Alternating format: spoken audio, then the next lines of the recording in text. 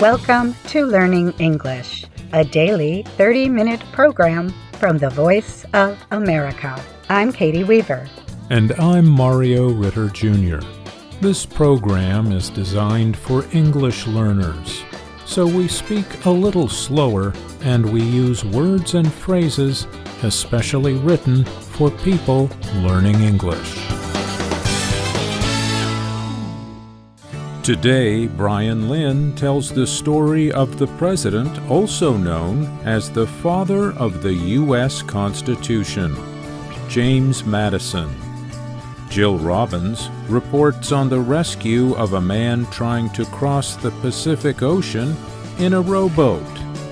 Alice Bryant gives advice on using word maps to strengthen your vocabulary. Then, the lesson of the day. But first, here is Brian. The men who created America's Constitution are often called the nation's founders. But only one of those men, James Madison, is widely considered the father of the Constitution. Madison was elected President of the United States in 1808. He served for 2 terms. But many Americans remember Madison more for the work he did to strengthen the national government before he served as president. Madison was one of the writers of the state constitution in his home state of Virginia in 1776. Later, he proposed a more structured national government after the Revolutionary War. That conflict resulted in the American colonists separating from Britain. Madison imagined a 3-part American government, one with an executive, a legislature, and an independent Supreme Court. His ideas became the basis for the U.S. Constitution. Tom Howard has served as an educator at Madison's home in Southern Virginia. He said Madison did not receive as much attention as some of America's other founding members. He's not somehow historically as well known as other founding statesmen, Howard said. But he's certainly every bit as important. We are not even sure there would be a Constitution had it not been for James Madison, he added. Howard noted how James Madison used his own library to prepare for the nation's constitutional convention. He went up there and studied for months, and that's having just a light breakfast and then studying throughout the entire day, before he finally took a break to rest up to go back at it the next day. Historians say Madison took very detailed notes during the Constitutional Convention in Philadelphia, Pennsylvania. He sat behind George Washington taking notes and trying to determine how the debates were going in discussions that he could prepare for the next day and how he would influence that. Madison understood his notes were important not only for him. He knew they would also be interesting for historians and other people who wanted to know what happened at the meeting. He included information on speeches and ideas expressed by other delegates. After a new constitution was created at the convention, the legislatures of each state had to ratify or vote to approve the document. Madison and other supporters of the proposed government eventually succeeded in persuading the states to ratify the Constitution. He was then elected to the House of Representatives in the first Congress under the new government.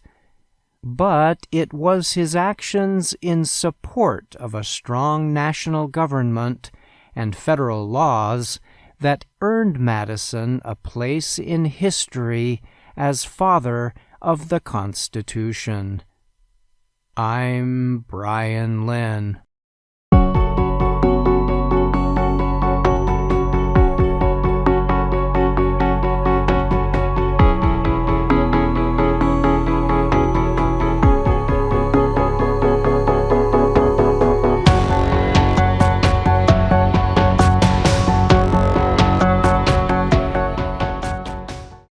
A Lithuanian rower attempting to cross the Pacific Ocean has been rescued by an Australian warship after hitting stormy waters off the coast of Queensland state. Royal Australian Navy officer Justin Jones said in a statement that Oremus Moscus was brought aboard the warship on March 3rd. The 44-year-old adventurer began his trip alone in October from San Diego, California. He made it to within 740 kilometers of Australia's mainland before running into a tropical cyclone. Australia's Maritime Safety Authority organized the rescue. It said the enclosed boat that Moscus traveled in was mostly destroyed by the powerful waters. He was only able to recover a few personal belongings from the boat. Moscus was stranded for 3 days in the Coral Sea east of Queensland's coastal city of Mackay. His goal was to make it from California to the Australian state's capital, Brisbane. The whole distance is about 12,000 kilometers. The rower turned on an emergency signal while experiencing stormy seas fueled by 80-kilometer-per-hour winds caused by Tropical Storm Alfred. That led to rescuers establishing radio contact with Moscus. Moscus reported he was fatigued, the team said. Navy officials said the warship was taking Moscus to Sydney in New South Wales. Rowers traveling by themselves have crossed the Pacific Ocean non-stop in the past. Moscus was attempting to become one of the few to cross the sea alone and without stopping. Peter Bird of Britain became the first to do so in 1983. He rowed from San Francisco and was pulled behind another boat for the last 48 kilometers to the Australian mainland. Even though he did not complete the whole trip alone, he is considered to have rowed close enough to Australia to have made the crossing. Fellow British citizen John Beeden rowed from San Francisco to the Queensland city of Cairns in 2015. He is considered by some to have made the first successful crossing. Australian Michelle Lee became the first woman to successfully make the crossing in 2023. She rowed from the Mexican coastal city of Ensenada to Port Douglas in Queensland. Another Australian, Tom Robinson, attempted to become the youngest to row across the Pacific in 2022. He was 24 years old at the time. During his trip, Robinson took a rest in the Cook Islands. He set out from Peru and spent 265 days at sea before he was rescued off the southwestern Pacific nation of Vanuatu in 2023. I'm Jill Robbins.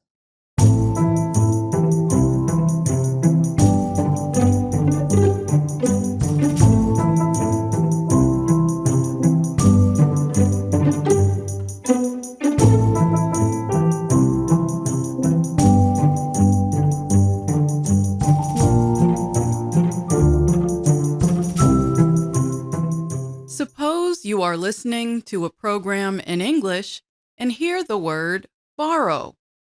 You have heard this word many times, but forget its meaning. So you look up the equivalent word in your own language. Ah, yes, now you remember. A few days later, you see the word again, but again cannot remember its meaning. Why? It is easy to blame yourself or think, I have a terrible memory. But your memory is not the problem. The problem is that translating a word to its equivalent word in your language is not an effective way to learn vocabulary. This is because it does not create strong connections in the brain, something critical for remembering information. To really learn words, you have to bring attention to them and connect them with mental images or your existing knowledge. This helps your brain recall words quickly and easily when you need them. On today's education tips, we will discuss 3 methods that use images to retain vocabulary. First, let's discuss the most straightforward method, using pictures as visual aids. Danielle Zellin is an English teacher and teacher trainer. She has taught for nearly 25 years, including in South Africa, Latvia, and Mauritius, her homeland. Zellin says visual aids are important for language learners because humans think in images. When we hear a sentence, somebody's talking to us, we see the pictures. We don't see the words, we don't see the sentence in our brain. Like yesterday, I went to the beach. If I tell you that, you will see me on the beach. You will not see the sentence in written form. She uses pictures or images with her beginning students and some of her mid-level students. Christiane Galvaux has used pictures to teach vocabulary to students of every level, from grade school to the university level. Galvaux, who is based in California, has taught English for 20 years, including in the United States and Brazil. She suggests learners make visual dictionaries with pictures from the internet, for example. This would involve writing an English word next to its image. Before you make the dictionary, think about your goals, she says. If the goal is to reinforce what you already learned about, put the words in alphabetical order and organize them into related groups. But if the goal is to write a sentence using each new word, then you probably do not need to put the words into groups. Next, let's talk about mnemonics. These are mental tools you can use to recall information better. Most mnemonics tools involve creating mental imagery to trigger your memory. Some of you have already done this without realizing there was a name for it. One great mnemonics tool is keywords. This involves making a mental image that ties 2 similar sounding words together. Take the word bald as an example. It means having little or no hair. The word ball sounds like bald and can help us remember the target word. In your mind, make a mental picture of a ball with a face on it. Then picture it with no hair on top, maybe a little on the sides. Keep this image in your mind for maybe 15 seconds. The next time you try to recall bald, It will be easier because of the keyword and connected imagery. Alex Mullen is a biomedical engineer and one of the world's top memory competitors. In 2016, he was the USA Memory Champion. Mullen calls the mnemonics keywords tool the art of memory because your mind makes a kind of picture stories. In his video on mnemonics keywords, he talks about remembering the target word corral by joining its imagery with an image of a sea coral. He draws a group of stick figures trapped or corralled in a coral. In real life, you would probably make a mental image rather than a drawing. But Mullen's drawing demonstrates the idea of connecting a mental image of the target word with its keyword. One final method for today is word maps, also known as semantic maps or word webs. In a word map, you write a central word or idea in the middle and connect it with lines to related words. This helps to build mental associations between related ideas. Danielle Zellen gives the example of the word sharp. If you center that word, you can connect it to words of things that are sharp, such as knife, paper, and scissors. Zellen says words are much easier to remember when they have meaning in your own life. For instance, one of her French students has an English-speaking dentist. So she learned words that she needed for her recent dental visit. Christiane Galvaux also says that context is important. She uses word maps in the classroom only after she has already discussed a subject and shown pictures. This makes the words meaningful before putting them into map form. Otherwise, she says, you are just reading and memorizing words, which is a bad idea. Vocabulary is a big part of language learning. So the more meaningful it is, the easier it is for the student to absorb. Galvaux says not every student will learn through a word map, but the maps can help you visualize and create a method that works for you. I'm Alice Bryant.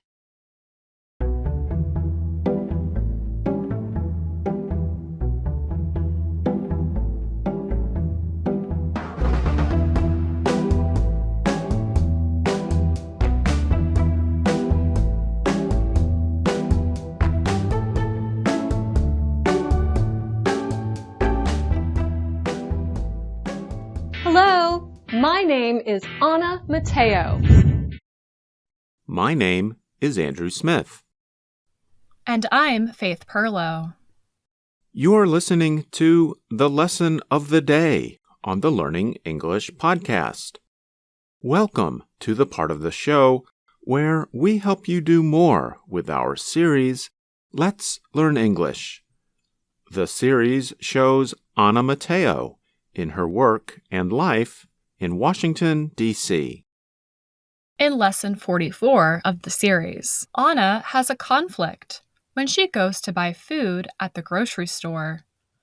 But her conflict is not with another person. Instead, it is with herself. Anna is fighting with herself? In a way, she is. How is that? Well, the problem is, Anna wants two things at the same time. And the two things don't really go together. Now I'm curious. Let's listen to find out more about these two things and Anna's inner conflict. Hi there, Ashley. Anna, hi. Where are you going? What was that? I'm hungry. When I'm hungry, I only want to eat junk food. but I know I should eat healthy food. So I fight with myself. One side says, you should eat healthy food. The other side says, but I want to eat junk food. Well, Anna, go to the giant supermarket. You should be able to find all kinds of food there for all of you. Good idea, Ashley. See you later. Bye, Anna. Ah, yes. The conflict between junk food and healthy food. I think this is something many people can relate to in modern life. But Faith, I suppose we should explain a bit about this word junk and what exactly we mean by junk food. Well, I think our listeners can understand that junk food is not healthy food. In fact, it's pretty much the opposite of healthy food, in general anyway. When we use the noun junk, that means things are not valuable or things of bad quality. The kinds of things that we really don't want. So junk food is basically food that we don't want? Well, not exactly. The problem is, junk food sometimes tastes pretty good. It can be sweet and salty and have fat. Things that make us want to eat it. Things like salty chips with flavors that are made by mixing together chemicals. Or food with lots of fat and sugar, like some cakes or cookies. I think this episode of Let's Learn English is going to make me hungry. So, when I think about junk food, it seems we don't want it, but at the same time, we do want it, and that creates a conflict. Let's listen to more of Lesson 44 and see how Anna deals with her conflict. Wow, this supermarket is huge. Look at all of these fruits and vegetables. I should eat more vegetables. Good idea, Anna. You must eat more vegetables, like celery. Celery? Do you know what the web says about celery? No, what? Celery is 95% water, 100% not ice cream. I love the web. Anna, you mustn't eat junk food. Junk food will kill you. You are being silly. No, you are. No, you are. Will you two please be nice to each other? It is important to eat healthy foods, but a little junk food will not kill me. Ice cream. Ice cream does sound good. Okay, we are in the frozen food aisle. Ice cream. Frozen peas. Nobody says, frozen peas. They say, ice cream. Frozen peas. Ice cream. I am not going to tell you two again. Stop fighting. We should explain to our listeners what is going on here. In the Lesson 44 video, Anna has two small imaginary people talking to her. And there's one of them on each of her shoulders. One of them, who wants junk food, looks like a devil or evil spirit, and the other looks like an angel or good spirit. In Western culture, we use this picture of an angel on one shoulder and a devil on the other to represent two different kinds of thoughts. Those that make us want to do good things, and those that make us want to do bad things. Or sometimes just two different things. I'm Faith Perlow, and you're listening to the Lesson of the Day on the Learning English podcast. In Lesson 44, the Healthy Food Angel talks about what Anna shouldn't eat. But notice how she says it in this sentence. Anna, you mustn't eat junk food. Mustn't is the contraction of the two words must not. It's a stronger and more formal-sounding way of saying that you should not do something. So, Faith, I have to ask you, do you ever have an internal conflict or a fight with yourself over what you should eat? I have, Andrew. I love ice cream, and I always keep a pint of it in my freezer. I don't eat it every day, but sometimes when I have a hard day, I reach for it. What about you, Andrew? You know, I like ice cream too, and that sounds like something that I could also do a lot. I tend to eat pretty healthy food, but at night before I go to bed, I sometimes want something sweet or filling, like a piece of cake or bread or cookies or ice cream. So sometimes I have a little, not a fight, but a discussion with myself over whether or not I should eat them. Our internal dialogue, or what we say to ourselves, can be interesting or even funny. But you know, I think it is okay to enjoy a guilty pleasure from time to time. I agree. It's hard to be strict all the time. And I think that's a great expression, a guilty pleasure. Can you explain it for our listeners? So, a pleasure is something you like, but guilty is the feeling you get, or you should get if you are a good person, and you've done something wrong. But a guilty pleasure is not something that is seriously wrong. It's just a little thing you like to do, something that's not harmful. But if you did it a lot, then it might be bad for you. Right.